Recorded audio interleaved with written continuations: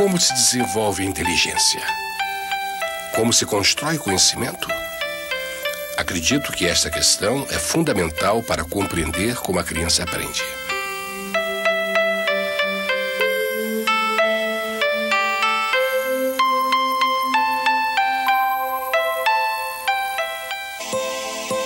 Foi olhando para um pardal albino, aos 11 anos de idade, que Jean Piaget decidiu tornar-se um cientista.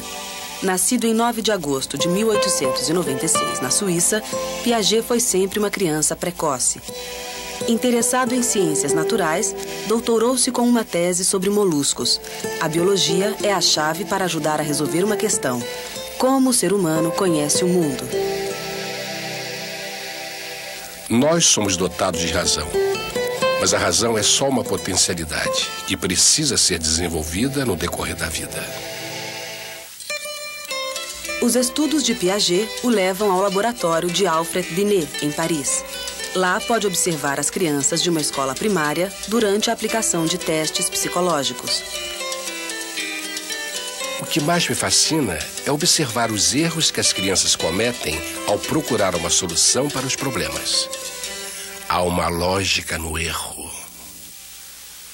Entender esta lógica passou a ser o centro do trabalho de Piaget. Seus estudos de psicologia genética o tornam mundialmente conhecido por volta de 1920. Seus primeiros livros sobre a linguagem e o pensamento da criança são amplamente difundidos. Ele coloca em evidência que a lógica da criança não apenas se constrói de forma progressiva, como também se dá de uma maneira diferente da do adulto.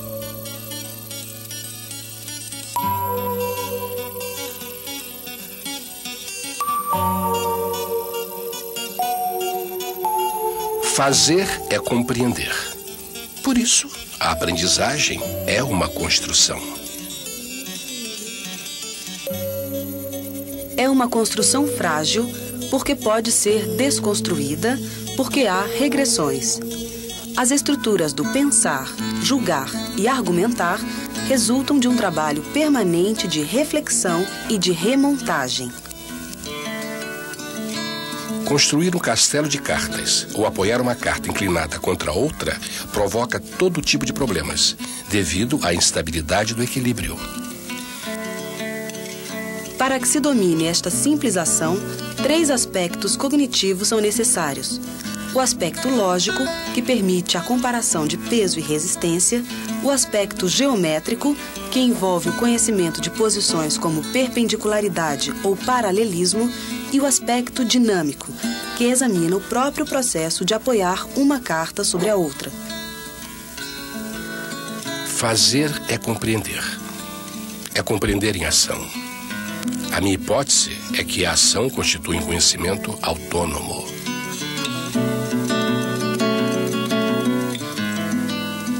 Para Piaget, o conhecimento é uma tomada de consciência que se dá a partir dos resultados da ação através da análise dos meios empregados e dos mecanismos inconscientes da ação. Em 1955, Piaget funda o Centro Internacional de Epistemologia Genética, reunindo cientistas de todo o mundo e das mais diversas áreas. A partir da década de 70, há uma expansão da dimensão construtivista do trabalho de Piaget. Sua obra traz a marca do grande cientista, criador de um novo paradigma para a aprendizagem. Depois de sua morte, em 1980, suas ideias continuam a inspirar novos estudos e debates em todo o mundo. Foi a contribuição do homem que, neste século, nos ensinou a olhar a criança.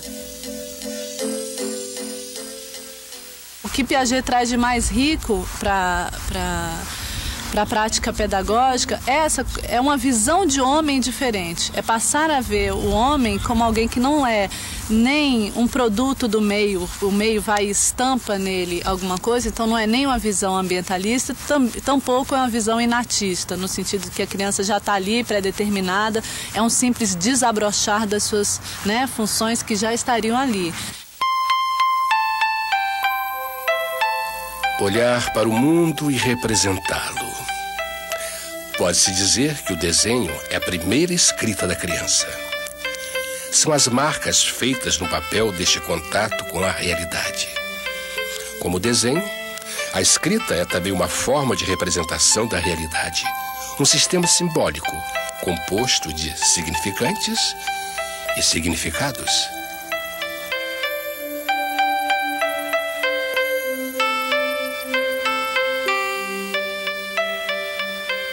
Um dos primeiros problemas enfrentados pela criança para desvendar a escrita é compreender aquelas marcas sobre o papel e o que elas representam. Um obstáculo importante é compreender que os traços feitos no papel simbolizam os sons da fala, sons que representam nomes de coisas e de pessoas da realidade da criança. Ao contrário dos desenhos, os sons e a escrita não têm semelhança com o objeto que representam. A criança já chega à escola com alguma hipótese sobre a língua escrita. Ela está exposta a muitas informações visuais, placas, livros, sinais. O trabalho do professor é perceber a hipótese de cada criança e propor desafios.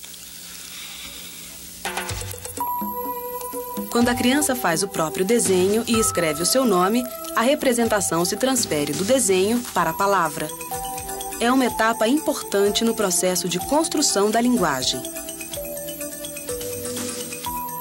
A criança escreve o nome e constrói a primeira hipótese silábica. Estas letras significam um som, o som do meu nome. Utilizar a grafia desses sons para representar outros sons, outros objetos, passa a ser a construção seguinte. A criança caminha para a etapa silábico-alfabética.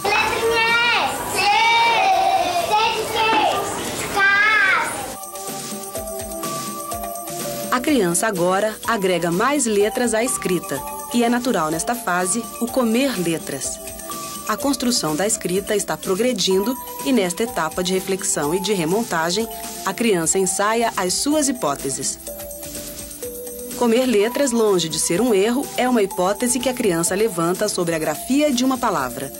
É uma certa forma de compreender a escrita, de interagir com as palavras. Papai, que mais? Pato. De pato, que mais? Há um caminho individual na construção da escrita como objeto de conhecimento. Para o construtivismo piagetiano, é preciso criar sempre situações novas e expor a criança a atos de leitura e escrita, habituando-a a práticas cotidianas, como a leitura de jornais, revistas, livros, bulas e receitas.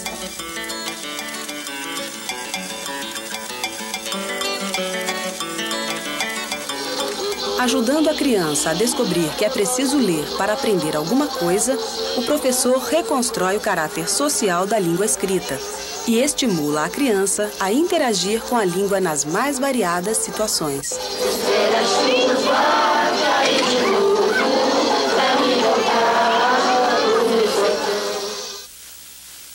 O professor precisa compreender que ele não é o único que sabe na sala de aula. A criança tem seu próprio repertório. É preciso compreender também que o erro é construtivo. É através do erro que se constrói o conhecimento.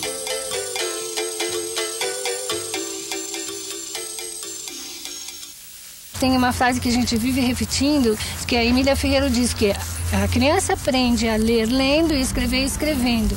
O que a escola normalmente fazia, a escola tradicional, retirava da criança esse domínio que já vem antes dela entrar na escola e colocava treinos gráficos e motores e que fazia com que, ao invés de fazê-la ler e escrever como normalmente ela poderia, bloqueavam esse processo de uma forma mecânica. 1, 2, 4, 5, 7, 8, 10, 11, 12.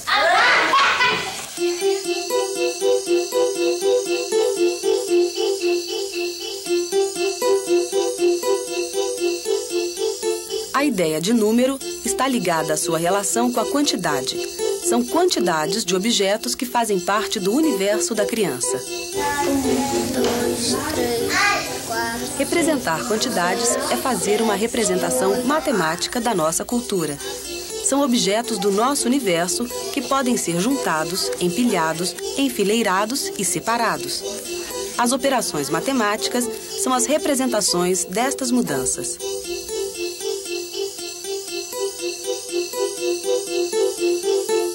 A criança já chega à escola com um repertório próprio em que a matemática está presente.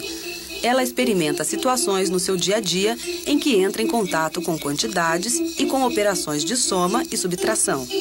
É através destas contagens do dia a dia que a criança faz descobertas e hipóteses. Ao analisar crianças contando flores, pude perceber como o pensamento lógico se constrói. A criança percebe que existe uma lógica na série numérica e usa esta série para marcar o tempo em jogos infantis, mesmo antes de sabê-la de cor.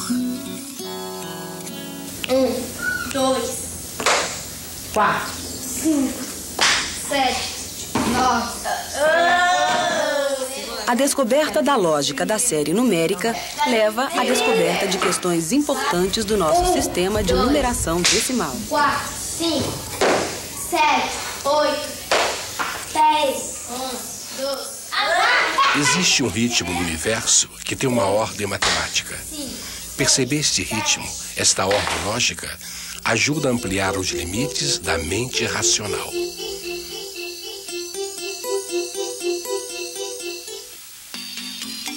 É na aula de matemática que o professor construtivista propõe situações de desafio através de jogos ou atividades para a solução de problemas. E quanto mais o professor conhecer seus alunos, mais ele vai descobrir como os alunos interagem com o mundo dos números. É descobrindo este processo cognitivo que o professor também aprende a ensinar melhor.